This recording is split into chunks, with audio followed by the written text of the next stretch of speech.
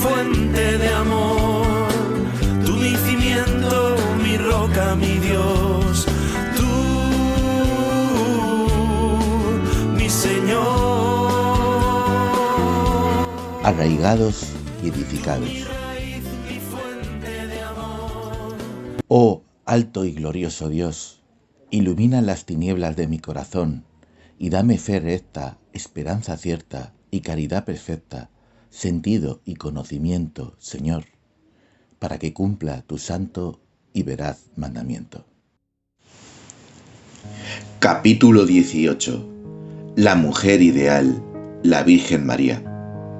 La Virgen María, humilde sierva del Señor, siempre atenta a su palabra y a todas sus mociones, fue para San Francisco centro de indecible amor y por él declarada protectora y abogada de su familia. Los franciscanos seglares, fieles a la herencia recibida de nuestro fundador, han profesado siempre un sincero y tierno amor a la Madre de Jesús en todos sus misterios, y ha visto en la mediación universal de María su misión maternal. Por ello, en nuestra regla, indica que estamos llamados a dar testimonio de su ardiente amor hacia ella, por la imitación de su disponibilidad incondicional y en la efusión de una confiada y consciente oración. Es como si este artículo número 9 de nuestra regla nos la hubiera redactado el mismo San Maximiliano María Kolbe, un loco de Nuestra Señora, loco de amor a la Virgen Inmaculada, por quien trabajó y sufrió. Decía: aquel que ama generosamente a la Inmaculada se salvará y se santificará él mismo y ayudará a otros a santificarse. Hoy, en Arraigados y Edificados, y sé que lo he dejado pasar mucho tiempo, toca hablar de la mujer más importante de la historia, la más importante de nuestra orden, la Virgen María. En una ocasión le preguntaron a un pintor cómo había conseguido pintar un cuadro tan bello de su madre, y él contestó: ya sabes, uno intenta pintar a su madre de la manera más hermosa que es capaz. Dios, que es el creador y que existió antes que su propia madre, quiso crearla perfecta. La Virgen María es el sueño de Dios, la mujer ideal a la que amar desde toda la eternidad, el primer amor del mundo. María es el sueño también de toda la raza humana, es la mujer ideal a seguir de ejemplo y de amar. Algunos piensan que los católicos creemos que María es espectacular por sus propias virtudes, belleza y cualidades, pero no es del todo así. Nosotros creemos que todas las maravillas de María, toda su belleza, viene de lo que Dios hizo en su vida. Ella quiso plegarse a la voluntad y a los designios de Dios, y por eso dijo: sí, fiat, hágase. De ahí nuestra imitación a su disponibilidad, a dejarnos hacer por el Señor. Siguiendo con el pensamiento de Dios y la creación de la Virgen en términos de la relación de un artista con su obra, cuentan que un artista expuso su mejor cuadro en un museo y se sentó al final de la sala para ver la reacción del público. Los visitantes, cuando se paraban a contemplar su obra, comentaban lo mucho que les gustaba, y el artista quedaba muy contento. Cuando alguna persona se le acercaba para decirle lo buen pintor que era, él le decía: el mejor halago que puedo recibir es veros disfrutar el contemplar el cuadro.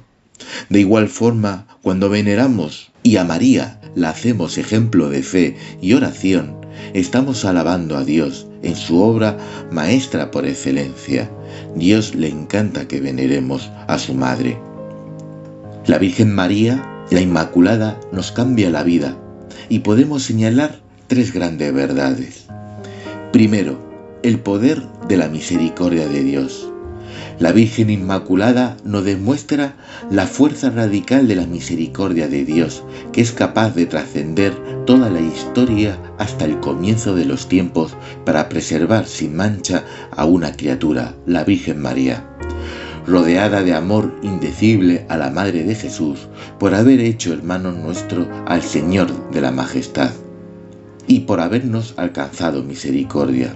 Estas sencillas palabras de San Francisco, extraídas de Tomás de Celano y de Leyenda Mayor de San Buenaventura, expresan el motivo más profundo de la devoción y gratitud de San Francisco a la Virgen. El poder de la misericordia de Dios es tan grande que no solo nos perdona y libera del pecado, sino que también puede preservarnos de caer en él. Por eso, cuando nos vengan a la cabeza nuestros pecados y miserias, en vez de desalentarnos, miremos a la Inmaculada, que nos envuelve con su pureza y nos anima a llenarnos de esperanza, viendo cómo la misericordia de Dios puede remontar también nuestra historia. Además, al contemplar a la Inmaculada, pensemos en todas esas veces que, como ella, Dios nos ha protegido de tantos peligros. Y démosle gracias, pues a Jesús siempre se va y se vuelve por María. Ella es medianera de todas las gracias, y todo nos viene por ella. Y si por el pecado nos apartamos del camino, volvamos también por María, la Madre de Misericordia. Segunda verdad: hemos sido pensados por Dios. Al igual que María, también nosotros hemos sido pensados por Dios desde toda la eternidad. Ella es prueba de la primacía del amor de Dios. Tal como dice nuestro Papa Francisco, Dios nos primerea. El cardenal Fulton Sheen, venerable, un pionero en la evangelización por los nuevos medios, mitad del siglo XX, decía que como divino arquitecto, Dios tiene en su mente una idea arquetípica de todo lo que existe en el universo, cada flor, pájaro, árbol, sonido, etc. Y dos imágenes de cada ser humano, una de lo que somos y otra de lo que sueña que seamos. Pero en todo se da una disconformidad entre el plan original de Dios y la manera en que nosotros lo llevamos a cabo. Y Él intenta moldear nuestra imagen con el calor de su amor para recomponer la imagen original. De ahí que nosotros siempre en constante conversión, siempre hermanos penitentes. Sin embargo, hay una mujer, una persona en toda la humanidad en la que la idea original de Dios se corresponde perfectamente a la realidad, la Virgen María. Como dice el Cantar de los Cantares, y algunas veces se ha aplicado a la Virgen María: toda hermosa eres, amada mía, y no hay mancha en ti. Puede llamar la atención ver que la Virgen María está en el comienzo del Evangelio, en el nacimiento de Jesús, en el comienzo de su vida pública en las bodas de Caná, al comienzo de los Hechos de los Apóstoles, en el nacimiento de la Iglesia en Pentecostés. La Virgen María está también al comienzo de todo lo bueno que pasa en nuestras vidas, porque Dios ha querido que todo nos fuera dado a través de su Madre. Comparto esta reflexión, puede que esto sea un detalle a tener en cuenta de gran importancia, tenerlo en cuenta cuando profesamos o al comienzo de un nuevo consejo, de un nuevo servicio. El comienzo de nuestra fe, de nuestra vida espiritual, viene por María. Es importante nutrirnos del gran tesoro de la Iglesia, que son nuestros santos, y no ser obcecados exclusivamente en nuestra familia franciscana, que a veces rozamos del sectarismo ridículo. Traigo una enseñanza de San Luis María Griñón de Montfort, un enamorado de la Virgen, y decía sobre la devoción a María: esta devoción es camino corto, fácil, perfecto y seguro para llegar a la unión con nuestro Señor, en la cual consiste la perfección cristiana. Tercera verdad: la vocación. La Virgen nos recuerda también nuestra propia vocación. Estamos llamados a ser santos e inmaculados por el amor. La Inmaculada es un modelo de santidad para nosotros. Así nos lo transmitía Francisco. La gran devoción de Francisco no termina solo en ardientes oraciones ni en cánticos de alabanza. Va más allá, se realiza más bien y llega a su culminación en el esfuerzo de Francisco por asimilar toda la actitud de María ante el Verbo de Dios. En primer lugar, quiero hacer suyo el verbo concebir, como María, el hombre debe acoger al Verbo de Dios, aceptarlo en actitud de obediencia creyente y dejarse llenar totalmente de él. En segundo lugar, dar a luz. El hombre obediente y creyente, de nuevo como María, debe dar a luz al Verbo de Dios, darle vida y forma. Esta es la actitud mariana que existía en la vida evangélica de San Francisco, en nuestra actitud hecha regla, y así lo explica San Buenaventura en la Leyenda Mayor, y por supuesto lo trabajaremos un poquito más en las fichas de Un corazón de siervo.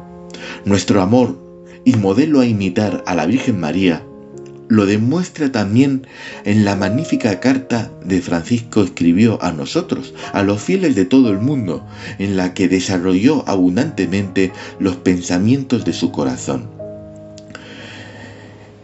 Son los orígenes, la experiencia espiritual de Francisco de Asís y de los hermanos y hermanas de penitencia.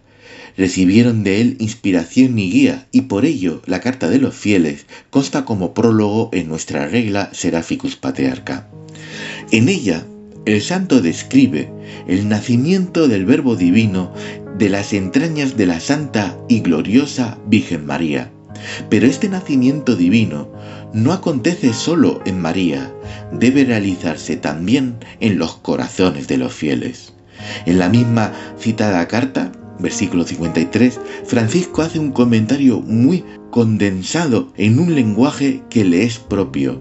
Somos madres cuando lo llevamos en el corazón, nuestro cuerpo por el amor y por una conciencia pura y sincera, lo alumbramos por las obras santas que deben ser luz para ejemplo de otros.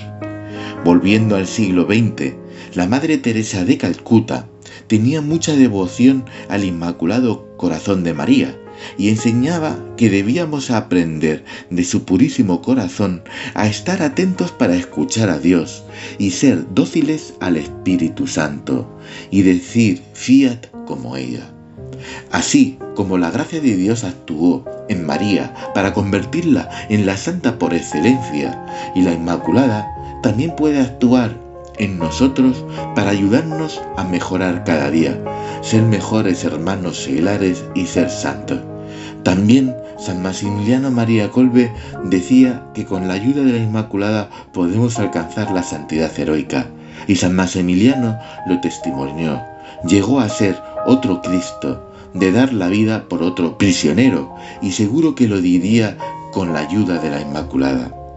Cuando la Virgen se apareció a Santa Bernadette en Lourdes, le dijo: yo soy la Inmaculada Concepción. Cada 8 de diciembre celebramos la fiesta de la Concepción Inmaculada de la Virgen María. Recordemos que este dogma no se refiere a la concepción de Jesús, que también fue concebido sin pecado, sino a la concepción de la Virgen María en el seno de su madre, Santa Ana. La Virgen fue preservada e inmune de toda mancha de la culpa original en el primer instante de su concepción, por singularidad, gracia y privilegio de Dios omnipotente, en atención a los méritos de Cristo Jesús Salvador del género humano. Así lo proclamó el Papa Pío IX en la bula Ineffabilis Deus, donde se recoge el dogma de la Inmaculada Concepción de María. En las próximas semanas de Adviento contemplamos el día en el que la Virgen María descubrió para qué había nacido en Anunciación, cuando el ángel Gabriel la llamó por uno de sus nombres más hermosos: llena de gracia, la llena de Dios. Eso es lo que tenemos que aspirar a ser nosotros, hombres y mujeres de Dios. Dios preservó a María de toda mácula para que fuera la madre de su Hijo Jesús. Ella trajo al mundo el tesoro más valioso. La Virgen es nuestra madre, nuestra intercesora, la que nos protege de los peligros y cuida nuestro corazón. Y nos unimos a la oración compuesta por Tomás de Celano: Ea, abogada de los pobres, cumple en nosotros tu misión de tutora hasta el día señalado por el Padre. Paz y bien. Espero que os haya gustado escuchar este artículo, tanto como yo lo he tenido en prepararlo. Hasta el próximo capítulo.